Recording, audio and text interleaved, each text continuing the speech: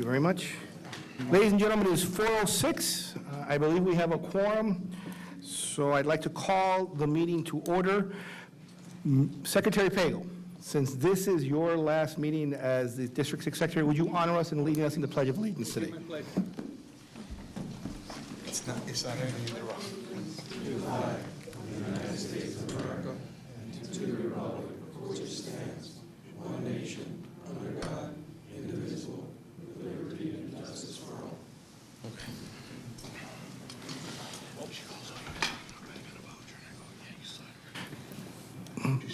Ms. Secretary, could you do the roll, please? Yes, sir. Mr. Brown? Here. Mr. Ferre? Here. Mr. Gonzalez? Ms. Gutierrez? Here. Mr. Meyer? Present. Mr. Vasquez? Mr. Walters? Ms. Weinberg? Secretary Pago? Treasurer Rodriguez Pina? Here. Vice Chair Fano? Chair Martinez? Present. We do have a quorum. Mr. Gonzalez will be joining us on the phone on his way to the meeting. Very, very good. Before we set the agenda, I'd like to make a very quick announcement. I'd like to congratulate Mayor Ferre today for receiving a Lifetime Achievement Award from the Miami-Dade. I think it's a tremendous honor, and it's a testament to how hard and how much you've done for this, for, quite frankly, all of the state of Florida throughout your tenure. And as someone who has sat with you for 8 years on this board, I could not imagine someone more deserving of such an honor. Thank you, Mr. Chairman.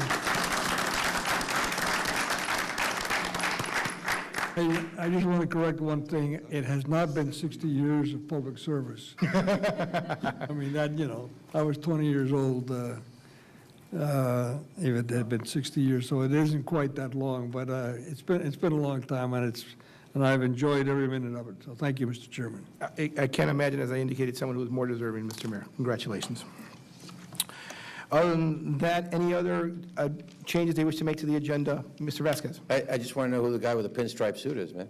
I was getting to that, okay. I'd like to, also, I'll make that, I was going to do it at my meeting, but I'll do it now at work. I'd like to welcome Mr. Vincent Brown to the board. He was recently appointed by the County Commission, I believe, last Tuesday. Is that correct, Mr. Brown? That's correct. It is welcome aboard. We're looking forward to working with you. I'd also like to congratulate Mr. Meyer for being reappointed again for a 4-year term, and we are very excited to have you here. Mr. Brown, if you have any words that you'd like to say on your first day? Let's get ready to... I look forward to working with everyone. Thank you so much. Well, thank you. We're looking forward to working with you, and congratulations for your appointment today. AJ, you got anything to say on your reappointment today? Remember, there's not much on the agenda. So. No, I just thank everyone, and just to say I'm blessed to, I've been here 11 years, and I've been blessed with the friendships that I've made over that time and continue to, so thank you to everyone for their support. I think, again, this is tenement to what our board is about. Individuals from different walks of life, from different areas, working together for one very important thing. And I think Cliff Walters said it best today, Cliff, when we were in the back, where he said, everyone that sits on this board, regardless of our opinions, we're here for one reason, to better our community. We're volunteers. We do this to help the community in the best way we can. We may not always agree, but we are looking to do something in the right direction. And I look forward to Mr. Brown, Vincent, to working with you in that capacity in the very near future. And AJ, I'm looking forward to working with you for time to go on. Any other matters that we need to do before we set the agenda? Okay. I'd ask for the approval of the agenda, please. Any objection? Moved, seconded by Mayor Ferre, seconded by Ms. Fano. All in favor, say aye. Aye. Great. Are there, council, item D. Declaration of voting conflicts. Do any members of this esteemed board have to report any conflicts on the only item on the agenda? Showing none, we move forward. Are there any citizen comments today? Very well, sir. If I may, before you speak. We received a letter today, and I believe it was distributed to everyone from the Armor's Law Office relating to a procurement matter that I believe council will be speaking about. Our rules allow me the discretion to not allow public comments on matters that are not before this board or on the agenda. That being said, it has always been, and it will continue to be, my position that I will allow any public comment on any matters because I believe the public has a right to speak. I am a firm believer in the First Amendment. It is also important to note that the matters that are being discussed, there was a ruling issued on Thursday that I believe all of you received, in which the Honorable Judge Jose Rodriguez ruled completely in favor of MDX's procurement process on this specific matter. That matter obviously is still subject to a possible appeal, but nonetheless, we have already received a favorable ruling on this matter from the Honorable Judge Rodriguez in this case. Sir, I will allow you 3 minutes to speak. Ms. Secretary, 3 minutes. Thank you. My name is Daniel Munilla. I'm General Counsel for MCM, and I'm not here to discuss the protest. Instead, I'm here to discuss the letter. The letter brings to light issues that were not part of our protest, not at all. After our protest, after bids were submitted, Odebrecht's 100% owner at the highest level was convicted of public entity crimes. Specifically, Mr. Marcelo Odebrecht was convicted of 11 counts of active corruption involving $64 million in bribes, 50 counts of money laundering, and 1 count of criminal association. Why is that important? Because Odebrecht S.A. is an affiliate of Odebrecht U.S.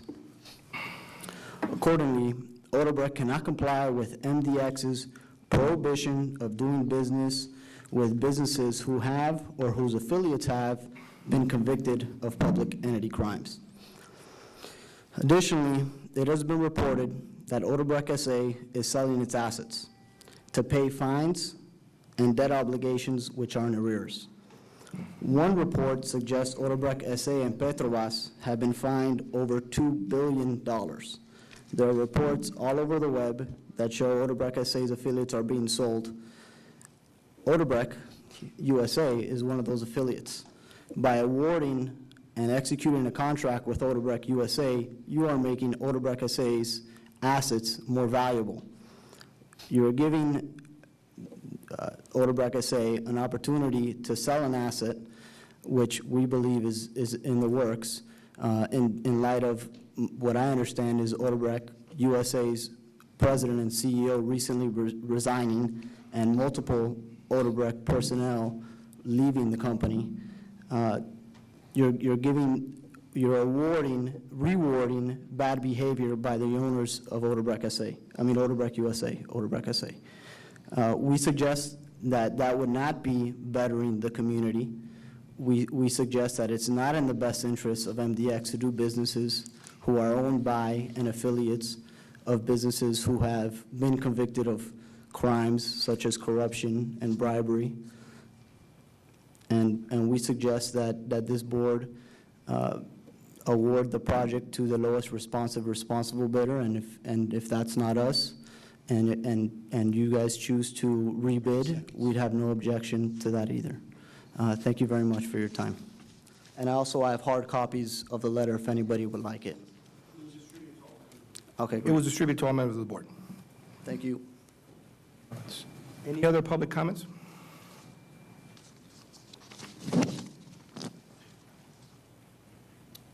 Good afternoon, Board. Daniel Halley with Halley Engineering Contractors.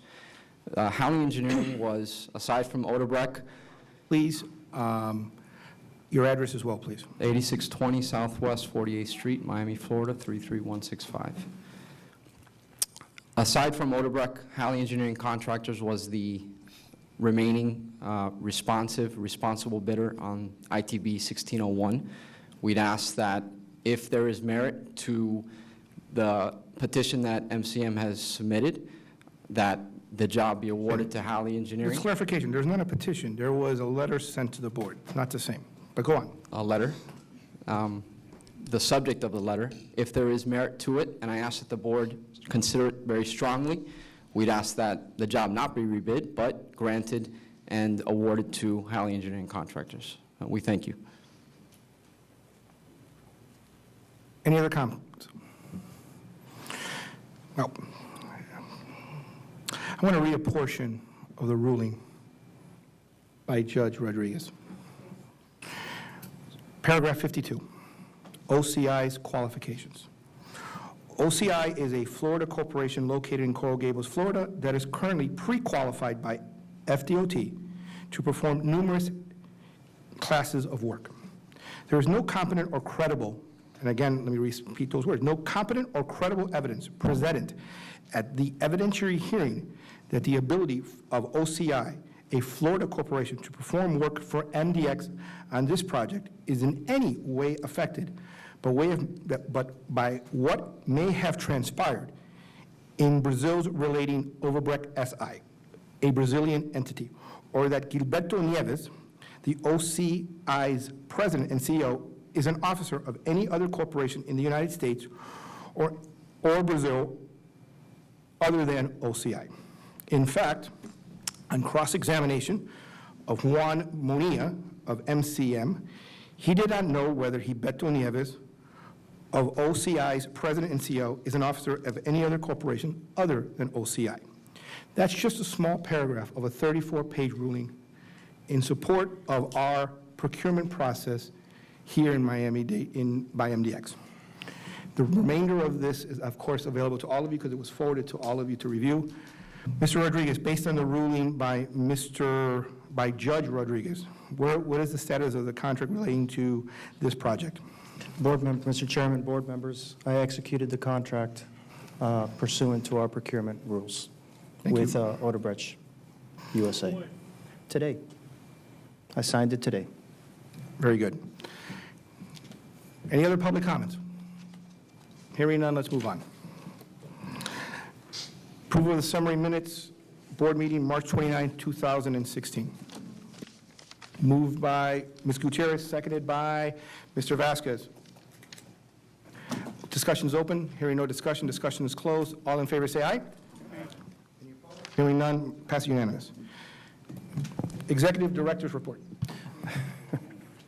Mr. Chairman, I also want to welcome Board Member Brown on behalf of staff at MDX. I'll remind the board that next week we'll be having our budget workshop, and to that end, Board Member Brown will be scheduling time with you prior to the workshop to walk you through all the elements of MDX. So we'll work with you after the meeting to set up some time Monday, Tuesday, or definitely before the workshop. I want to thank everyone on the board who participated in our strategic master planning workshop. I know we sent out an email to the board members, those that did not submit their rankings, whatever we called it that day, because it wasn't a vote. If you have any of those documents, please send them to us. We've been tabulating them, and we're meeting with Luisa Hamil and the team to come up with a plan that will be presented to the board. So just as a reminder, because I know everyone is busy, I do want to speak about a couple of meetings we had and some follow-up that's occurred. On April 13th, staff participated in a luncheon of the Transportation Committee of the League of Cities. It was an introduction to the new MPO director, but there was a lot of discussion about how we move forward with a comprehensive transportation plan. That was a week before the mayor and the commission introduced the SMART plan that was adopted by the MPO last Thursday. Speaking about the SMART plan, most people have read the report, have read the editorials. From an MDX perspective, and I can only speak from an MDX perspective, I applaud that the MPO is looking at this comprehensively. I applaud that they are willing to tackle priorities, although this plan doesn't have priorities. It just basically says move forward. But what's most important from an MDX perspective is there's a recognition by the MPO that there is a step, an interim step between what we have today and the problems we have today in Miami-Dade County and what we want for tomorrow. And that interim step is, in essence, what we are presenting in our master plan. It talks about hubs. It talks about reusing of our existing infrastructure. It speaks about bus, express, rapid transit on the expressways. So from that perspective, I think we are aligned. I will continue to brief the board as this moves through the MPO, comprehensive MPO process. And then finally, on April 14th, a little bit about the authority, we hosted the Empresa Nacional de Autopistas de Panama. They were here in Miami. They visited other agencies in Florida, but they spent a day with staff and I want to thank Ivan and our general consultants. What they wanted to do was share best practices. They're going to all electronic tolling, they're transitioning, and if we thought we had issues here in Miami with people avoiding tolls or getting by, you haven't seen anything until you see some videos that happen in Panama. Let me just say that our revenue assurance is incredible compared to what they have to deal with. But the point of it is that there's a lot of folks around the world that look to Florida, look to MDX as a place to learn best practices because we've gone through the process. And we didn't go through the process step by step. We set a master plan in 2006, and we went from nothing to all electronic tolling. So it's the school of hard knocks is the way I call it. With that, I'll conclude, and congratulations, Mayor Ferre. And I've said that before. Any questions for the Executive Director? Hearing none, let's move forward. General Counsel's report. Yes, I'd like to welcome Mr. Brown also. It's a good selection in the suit, too. I'll start off with ATCC litigation. Last month, I asked for a shade meeting for today's board meeting. However, due to recent developments of a new hearing on damages set for May 27, 2016, we will not have the shade meeting today. However, the judge directed the parties for another mediation, which will take place tentatively on May 25, 2016. Therefore, I will request a shade meeting for the week of the 16th of May. Pursuant to Florida Statute 286.0118A, an attorney for an agency needs to advise the board that they desire advice regarding pending litigation. Pursuant to the statute, I'm therefore announcing that I require advice on the case ETCC versus Miami-Dade Expressway Authority. The meeting will take place during the week of the 16th of May, 2016. The individuals that can be present are the attorney for the agency, which is myself and Ms. Stillman, a court reporter whose name has not been determined, outside counsel, which will be Joe Sirota, Mike Ernstein, Eric Hoffman, and Javier Rodriguez as the executive director, and all board members present for the meeting. Mr. Counsel, before we move on to the next issue, I'd like you to reach out to all the board members to make sure we can check their availability for the shade meeting of that week to make sure we can fit everyone. What is the most convenient time for all of them to be Absolutely. available? Thank you for that very much. I'll work that through Marty. I appreciate that. Thank you. Next item. Next item, MCM1 litigation. As I advised via email, MCM appealed the favorable decision we were granted on March 23rd, 2016. Our outside counsel has filed our brief. We are now waiting for the decision from the appellate court. MCM asked for a rehearing or, in the alternative, a written opinion from the appellate court so they can appeal to the Supreme Court of Florida. As you recall, the appellate court did not file a written opinion, just agreed with the trial court. And then lastly, MCM2. That was late last Thursday. As as Chairman Martinez pointed out, Judge Rodriguez ruled in our favor in a 34-page decision. I'd like to make 3 observations. As a general rule, I don't really talk about the law, but I mean, I do talk about the law, but I don't really like to talk about ongoing litigation. But 3 observations. 1, I applaud the board for following the procurement process in the law. I've read a lot of opinions on procurement, and I'll tell you, I'm really impressed. Your questions are always about law and policy, which demonstrate our commitment to creating a fair contracting environment. And I just want to read one paragraph from the opinion, if you can humor me. It says, entry of an injunction will disserve the public interest. MCA has failed to make the requisite showing that entry of an injunction will disserve the public interest. An agency's implementation of a fair and consistent bidding process and the following its procurement rules, as MDX has done so here by rejecting MCM's non-responsive bid and awarding the project to OCI, the lowest responsive bidder, serves the public interest by promoting a fair business environment that increases the number and quality of competitors providing bids on public projects. MCM will receive more bids in response to a solicitation if the bidder knows that there is a level playing field. This will result in MDX receiving a lower price and higher quality from the average winning bidder on a project, which in turn means that MDX and toll payers will get more for their money. To enter a temporary injunction, therefore, would send an improper message that MDX should employ an unfair and inconsistent bidding process, which potentially reduces the number of bidders on future projects and consequently raises prices and reduce quality in an environment of limited competition, which disserve the public interest. Moreover, it would be contrary to public policy to force a public agency to accept a contractor that's failed to list subcontractors on a bid day that satisfies a mandatory pre-qualification and a small business and certification requirements, especially when other builders comply with these requirements. And I think that's what this board has always tried to do, is create a fair bidding environment, and I'm glad that Judge Rodriguez acknowledged that.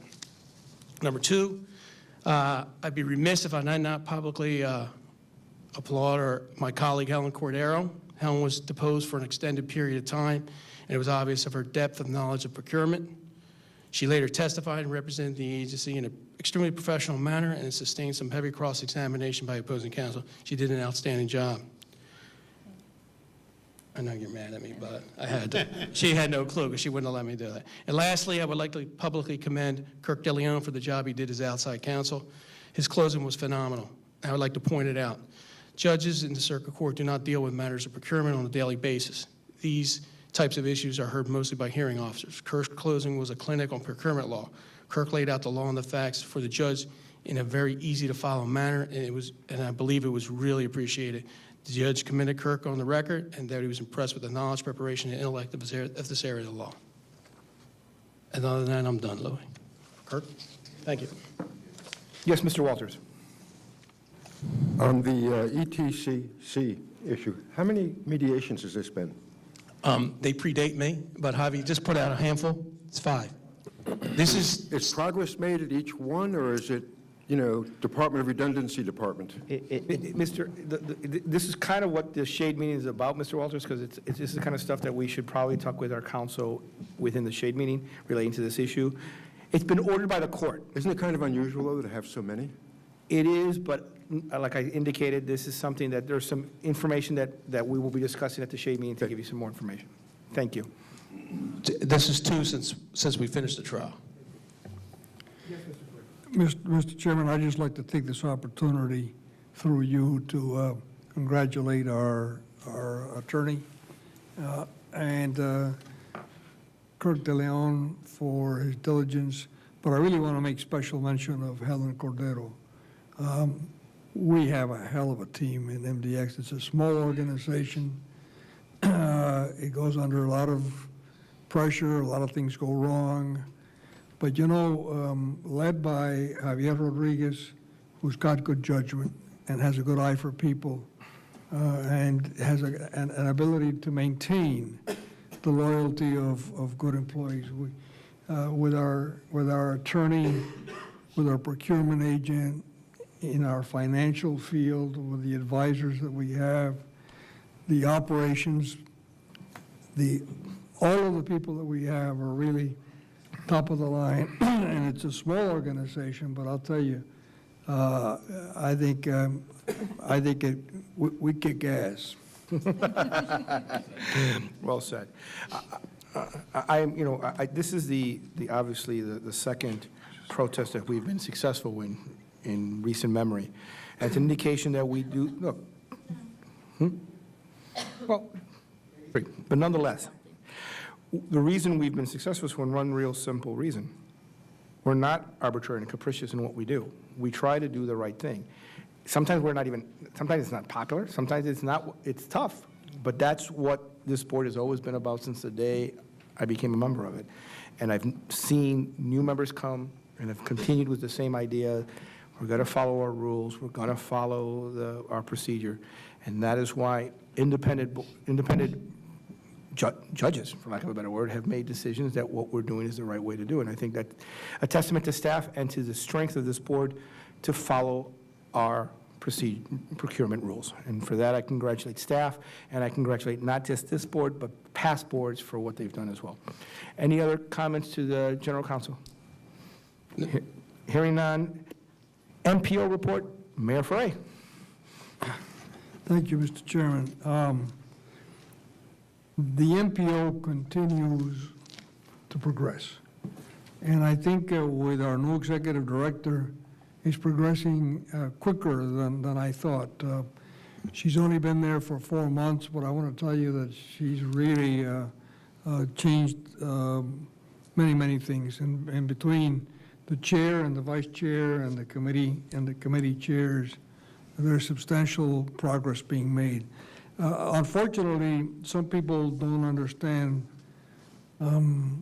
things that are being said. The Herald editorial today was a very unfortunate editorial, and it just shows how out of touch the Miami Herald editorial board is with the reality of what's going on. What the intention is not to prioritize any of these projects, but to begin the cycle of doing due diligence. Gus Pago was there at the meeting yesterday of the executive of the governing board committee. He was there at during the last MPO meeting when these decisions were made. It is not the intention to build 6 rail lines all at the same time. What the MPO is trying to do is trying to follow a procedure and a process that fits within the federal government's alignment. And I think this is what's being done in all the successful MPOs around the United States. And what's happening is that there's a tremendous enthusiasm in the leadership of the MPO. A group just went to California, went to San Diego, went to San Francisco. They're going to Houston next month. So they're going to the best practices places to learn what's being done. We should have done that a long time ago. And I think what the MPO really needs is congratulations and recognition that we're finally following Jose Abru's advice. And here's what Jose Abru told us, and repeats over and over and over again. In the last 30 years, 10 major projects that have been done by FDOT without interference by the political heads. In the 7 projects that politicians, whether they be the mayor of Miami or the mayor of Hialeah or some other elected officials, have interfered and have tried to get around and circumvent what the department is trying to do, not one project has been successfully completed in the last 30 years, not one. They've all been knocked down. And so that's got to tell you something. And what it tells you is, you know, transportation is very complicated, it's very expensive, it's not easy to do. There's a procedure. If you follow it and you play ball and you do it under the rules and regulations, you like we do in MDX, we succeed.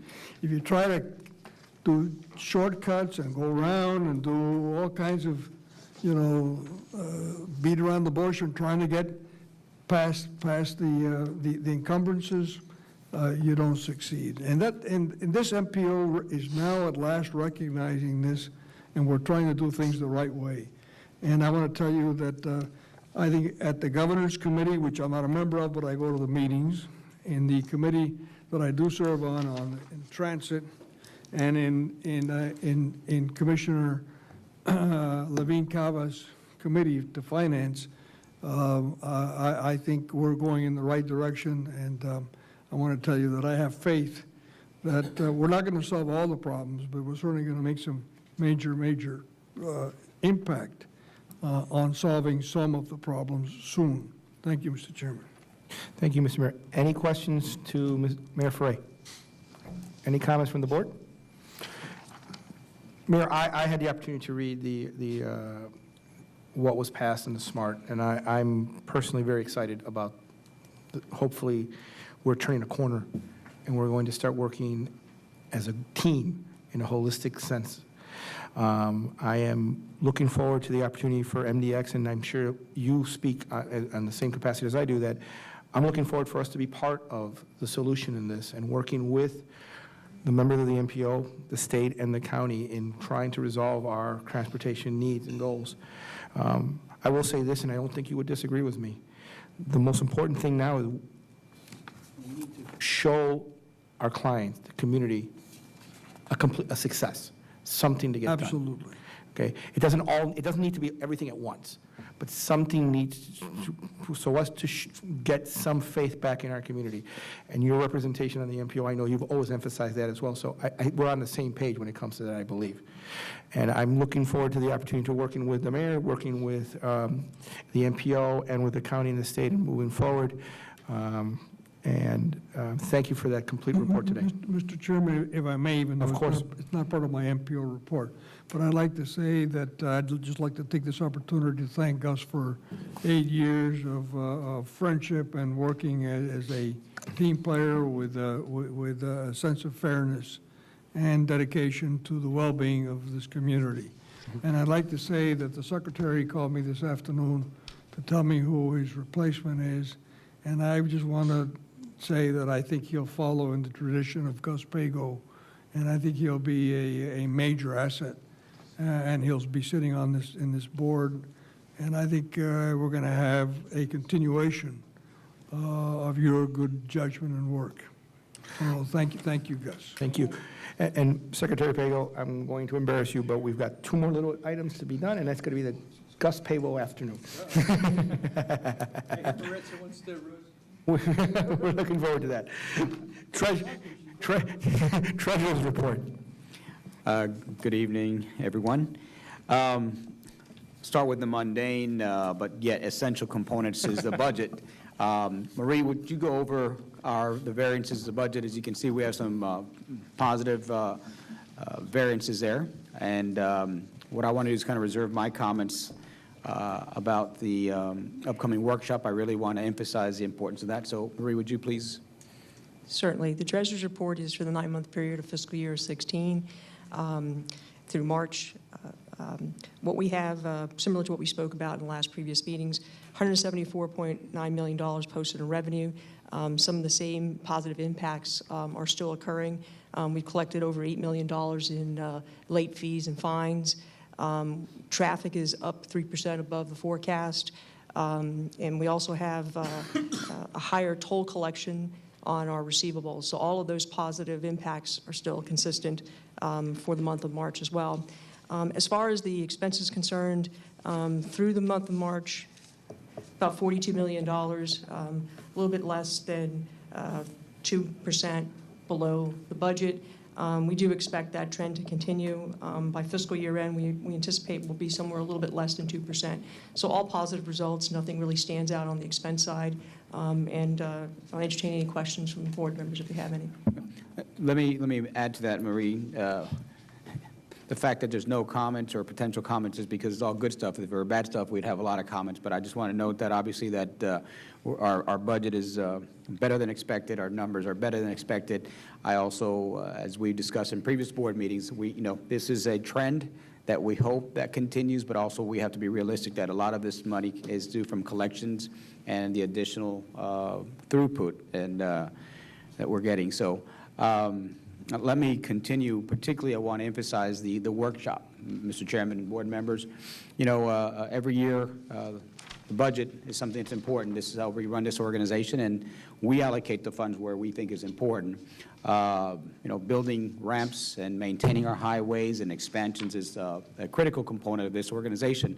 However, this is the opportunity for you as board members to provide personal input, perspective, and really give us the input in your leadership that you feel is desired in this community. I recently attended the Emerge conference last week, and like I've attended in previous years, and it reaffirmed what we should be committing is to technology. This organization is not just about building ramps and maintaining highways and doing the great job that we do, and those are physical components of this organization, but investing in technology is not necessarily a physical component that's visible to us, but nonetheless equally as important. So I want to make sure that the board members think about in this upcoming workshop that it's not just doing the same old. We really are at a critical apex of this community, and particularly our ability to impact the future, and our ability to impact the future through technology, through automated vehicles, and the stuff that we've been talking about. We've been talking about this. And I give great credit to Ms. Gutierrez and Mr. Ferre for being some of the people that have pushed us along for many years. Well, autonomous vehicles are here, people are driving them in our roadways, and what is our true commitment? Nothing says I love you more than money. Well, if we really love something, we better put our money where our mouth is. So I'm challenging board members to think outside the box. I'm challenging you to give your input, not just in technology. I can tell you that technology is definitely one that we need to emphasize, and we need to put our money where our mouth is and make a commitment to bringing technology to this community. It's not just building the roadway. So I wanted, again, to emphasize that and encourage you and ask you to look at the budget and give us your input and really make this an interactive experience, not just as a bunch of numbers. And sure, we have great trust in our staff and our leadership here. However, it is about you individuals and your perspectives is what I'm looking for personally, to hear what you have to say and where you think we should spend our money. And it obviously maintaining the business is important, but not just the same old, same old. So I wanted to emphasize that. We are going to be looking at a refunding. So I've been meeting with Marie and Randy. We are looking at going to the market with a refunding. From a budgetary perspective, that refunding will not have an immediate opportunity for us to benefit, but this will take the benefits of that refunding will kick in 2025, 2026 timeframe. What that allows us to do is to look at the numbers and allow us to decide whether we want to invest whatever programs we have today. We want to do it in the next 2 years or push them out to another few years. And that is consistent with our strategic master plan and our ability to reallocate and shuffle the cards to emphasize what we believe is a priority as a board. So I want to bring that to your attention. And at the workshop, we will be talking about the refunding. And I think Randy and Marie will be giving us an update on that. Lastly, I do want to make a point to say that our gantry at 17th was turned purple, for those of you who did not notice, and that was with deliberate intent, and that is due to the astuteness of our staff and some board members that said, we're human beings too, and we like music, and let's make the gantry on 17th purple. So the gantry has been purple for the last few days. So with that, Mr. Chairman, board members, I end my report. Ms. Gutierrez? Missing purple rain. I noticed there's 3 that got the purple tie, so kudos to the boys. We didn't get the memo. We have to go shopping for The a funniest purple part dress. is, truth be told, Ms. Gutierrez, I didn't think of that. I just like purple. See? I did have some questions on this item. What business rules were applied that you think have done this turnaround in the collection? What has changed? What has improved? What makes a difference that is now being so successful? I think on the collection side, we did go through a very quick transition. And then once we went through some of the issues and streamlining some of the invoicing and so forth into Steve's team, the phone calls, emailing invoices to customers, all of those things I think have a positive impact. We did, from a revenue perspective, revenue is higher than what we expected. We didn't see the shift between toll-by-plate customers moving over to SunPass customers. Obviously, the toll-by-plate is a higher rate. We have not seen that quick shift over that we thought we would. Unfortunately, for the customer, they are paying more. We're trying to reach out to them and tell them, it is more economical to pay by SunPass. But from a revenue perspective, that is a positive to us. Traffic is up, 3% above the forecast. A lot of diversion that was anticipated in the traffic and revenue model that the consultants programmed in didn't occur. New gantries went online, as we all know. But the public really accepted it, that this was the most economical and most efficient way to get to point A and point B. I think a lot of that really shows in the traffic numbers. I think the overall system is above 3%, and some expressways are even higher from a traffic perspective. Okay, come back with a question. Of course. Okay, the difference, we understand that the collection now is easier because of the gantries, but I'm trying to get back to the old debt. Is that now coming forward and being reduced because new methods have been in place? That's where I'm trying to get. Is the difference coming from that, Or are we looking at a positive because of the 3% of the traffic increase? It's a combination of a couple of factors, and maybe Steve can speak from an operational perspective, but I think that the methodology that we had from the collection billing cycle is a lot different today than it was in the past.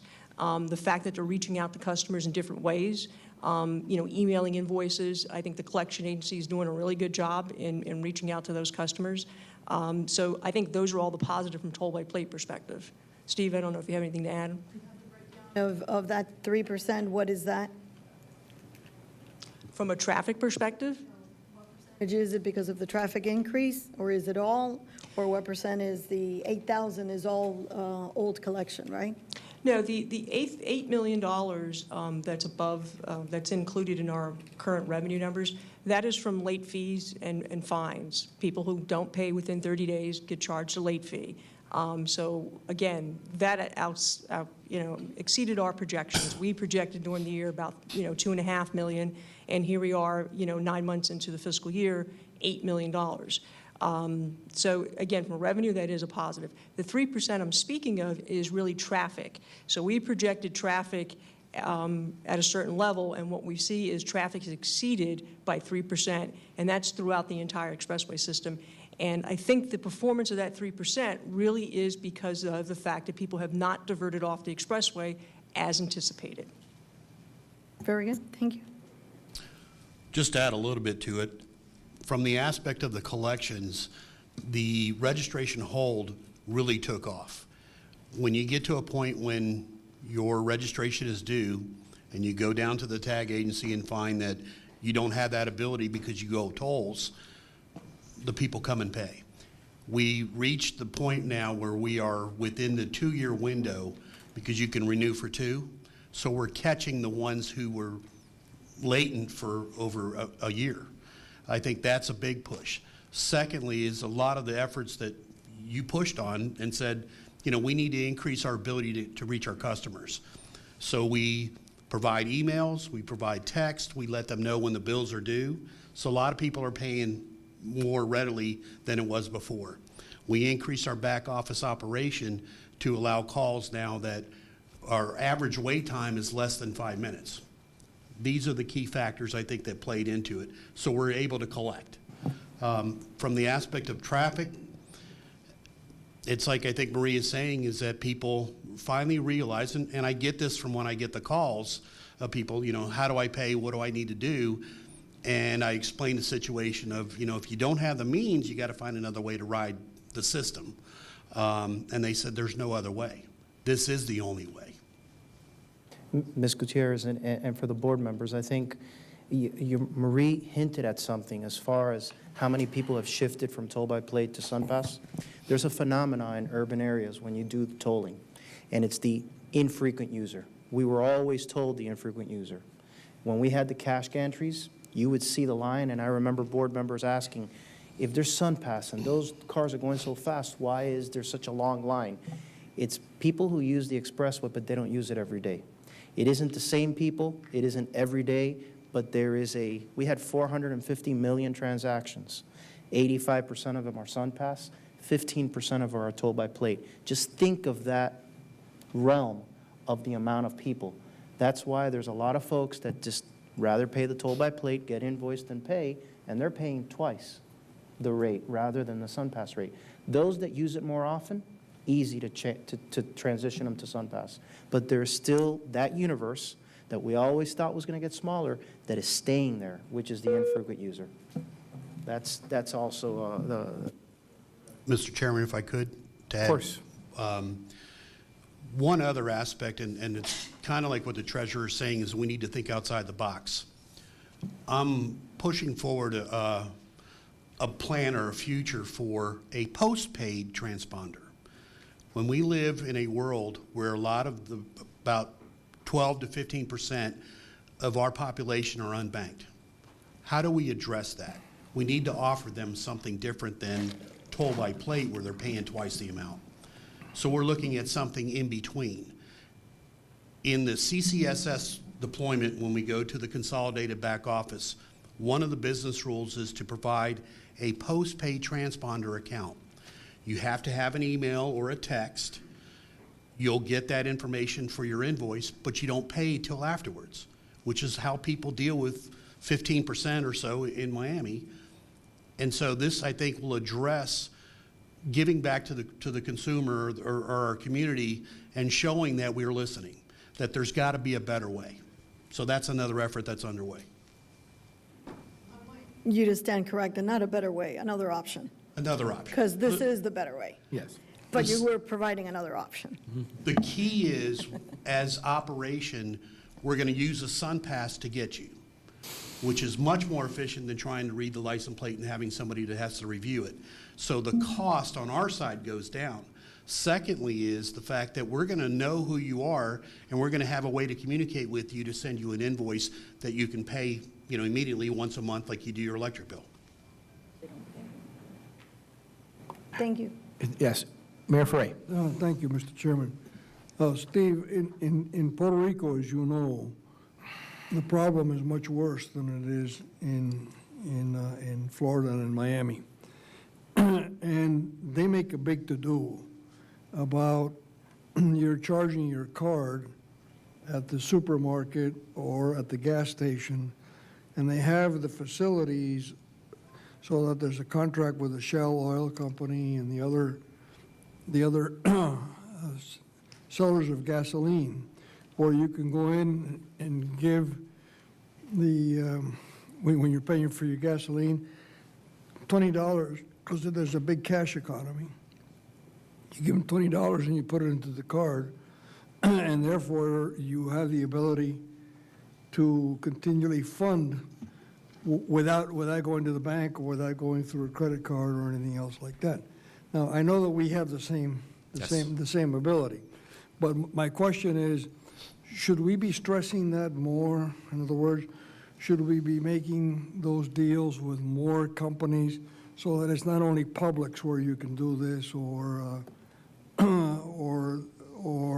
the gasoline station, but just have the ability to do this almost anywhere? Yes, sir. And I think part of the development of the consolidated back office includes those opportunities to expand. Right now, we deal with what they call the red box. So at any facility that has the red box, they're able to do that. I know that they also reached out to local gas stations and so forth.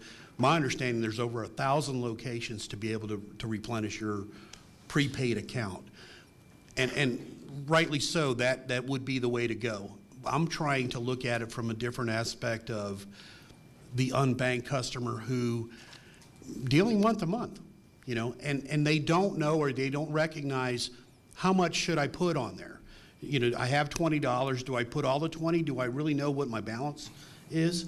So I'm saying, okay, is there a better way to be able to deal with the customer who wants to just get a bill like they do with their electric, their phone, that kind of thing. So once a month they pay the bill and we're done. Any other questions? Moving on. The consent agenda. Council, please. Yeah, before we move into the next two agendas, I'd like to ask Board Member Gonzalez and Board Member Weinberg, do they have any conflicts on any items on the agenda? None. No conflicts. Okay. Consent agenda, approval, May 15th through 19th, 2016. Trip to Newport, Rhode Island by the Executive Director Rodriguez to attend the IBTTA Roadway Operations Workshop and Board of Committee meetings. Anyone wish to move it? Move it. Moved by Ms. Gutierrez, seconded by Mayor Ferre. Discussion, open for discussion. Hearing no discussion, discussion is closed. All in favor say aye. Aye. Any opposed? Hearing none. Regular agenda, Council. Regular agenda, item A, MDX work program number 83628, State Road 836 operational capacity and interchange improvements. Approval of eminent domain parcels resolution 16-13R, 16-14R, and 16-15R. Mr. Director, isn't this similar to what we've already dealt with in the previous Yes. meeting? Yes, Mr. Chairman and board members, we discussed this item with Chair of the Operations Committee. It was waived from the Operations Committee. This is similar to the other items we've had. It's just 3 more parcels on the 83628 project. If the board wants a full explanation, we can do that, but the agenda item report is pretty comprehensive on it. Moved by Mr. Vasquez, seconded by Mr. Rodriguez-Pena. Discussion is, any discussion? Mr. Pago, yes. One question on the parcel sketch on Exhibit A. I noticed that the original line had limited access, and it looks like the new line does not. Is that correct? Should be limited access. Juan, can you answer that question? Can you repeat the question again, please? If you look at Exhibit A, the limited access line was existing, and then the new carve-out looks like the limited access line is not there. Is that correct? Or is it just they didn't put the little crosshatch. the little crosshatches? I think it's that they didn't put the little crosshatch. Okay, just want to make sure that that's what you intended. Okay. Yes, Mr. Rodriguez-Pena. Mr. Executive Director, any of these are in protest, if you will, from the community or the landowners? Are we being challenged by any of these? We haven't, wait. Not Nothing so yet. far, no. No. Okay. Any other questions? Hearing none, discussion closed. All in favor, say aye. Aye.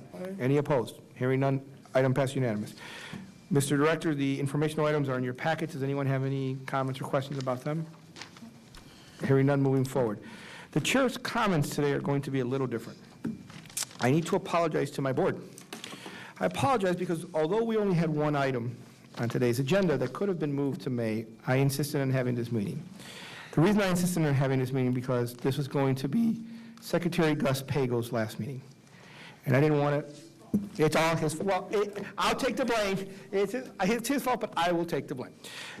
I could not in good conscience not allow us to have a moment to honor Secretary Pago. From my perspective, I've been on this board for 8 years, and I have had the privilege to work with the Secretary on many projects. I sat next to him for several years when I sat right in that seat where Mr. Meyer used to sit in. And he's always been a calming, intelligent force. If I had a question, because Lord knows I knew nothing about transportation when I got here, he would answer the questions with the same professionalism and courtesy that he has always shown all of us. And his friendship, as far as a member, not only as the secretary, a member of the board, but the FDOT representative, is without measure. One of the privileges of being chair is the opportunity to do proclamations. However, today, I decided to ask a very dear member of this board to read your proclamation into the record, because if there's anyone you worked very closely to before I became chair, was clearly Mr. Ferre and former Chair Gutierrez, and I'd ask Ms. Gutierrez to read his proclamation into the record now, please. I told you you were going to be in trouble. So perhaps I should change a couple of things that was written, but everybody, all the board members have a copy of the proclamation, and it goes without saying how much we appreciate the fact that you've been here. You are an amazing secretary, and I know that the next one is going to try to fill your shoes, or better yet, let's get them some new shoes so they could start, because I don't think anybody can fill your shoes. So we're going to miss you so dearly. And with that, I begin, and board members, I ask you to follow this, because at some point I'm going to ask you all to join me in reading. So here we go. Gus Pago has been a professional engineer with the Florida Department of Transportation for 37 years, of which, you know, he started as a baby. So ascending to District Secretary 6 on May 8th, 2008. Wow. So whereas the District 6 Secretary for Florida Department of Transportation, Gus Pago, joined the MDX Board of Directors on May 8th. Oh, my God. So you had more work. So the explanatory collaboration of Secretary Pago with his colleagues and MDX staff set a tone of respect and appreciation for the mission of MDX, and during Secretary Gus Pago's tenure, MDX develop its strategic plan to define the authority's role in local government transportation and preparing the way to lead the framework of technology innovations, facilitating transit infrastructure and transit hubs, and addressing alternative financial options.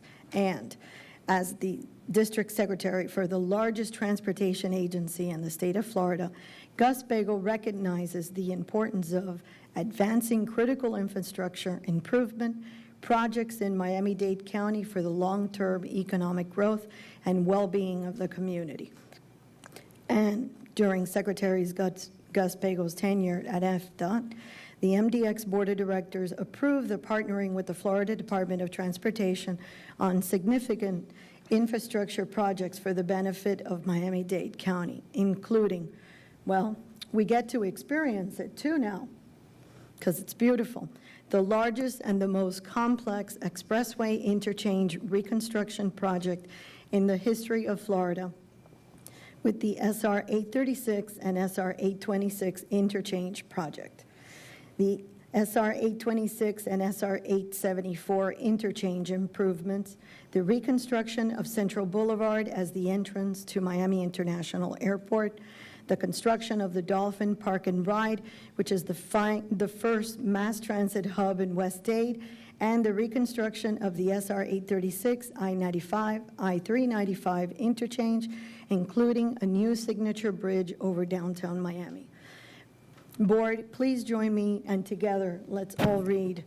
Now, therefore, be it proclaimed by the Miami-Dade Expressway Authority Board of Directors that Gustavo Gus Felix Bagel, P.E., is hereby recognized for his exceptional leadership and contributions during his tenure as member of the board, with special appreciation for his leadership in fostering partnerships with the Florida Department of Transportation for significant transportation infrastructure projects. His unique element of integrity, experience, intellect, outstanding vision, and commitment to excellence will be missed. The official seal of the Miami-Dade Expressway Authority is hereby affixed this 26th day of April 2016. Congratulations.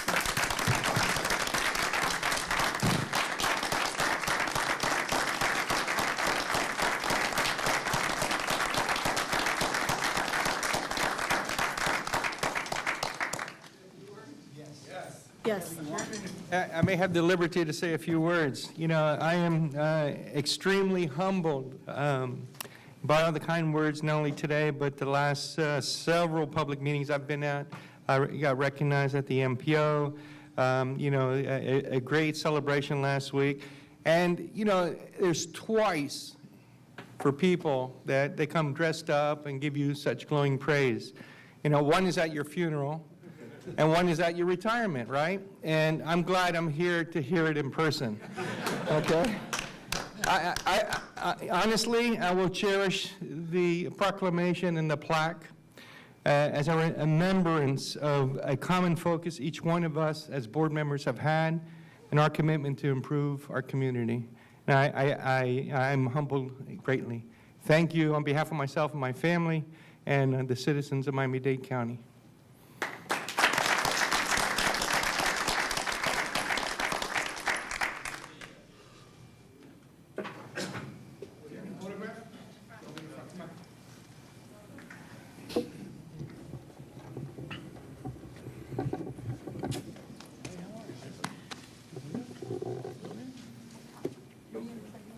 Thank you.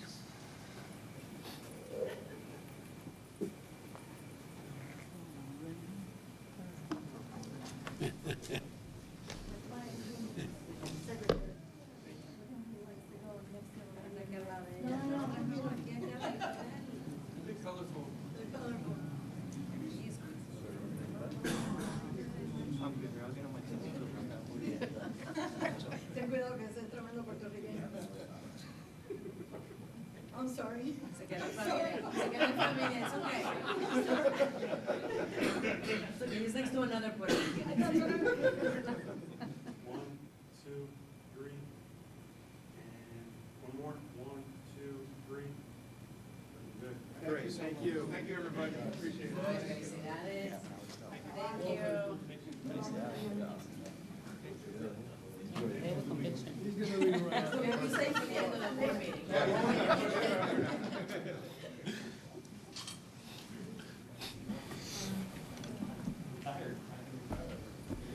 Tengo muy cojita que quería estar ahí al lado. De ustedes. Ajá.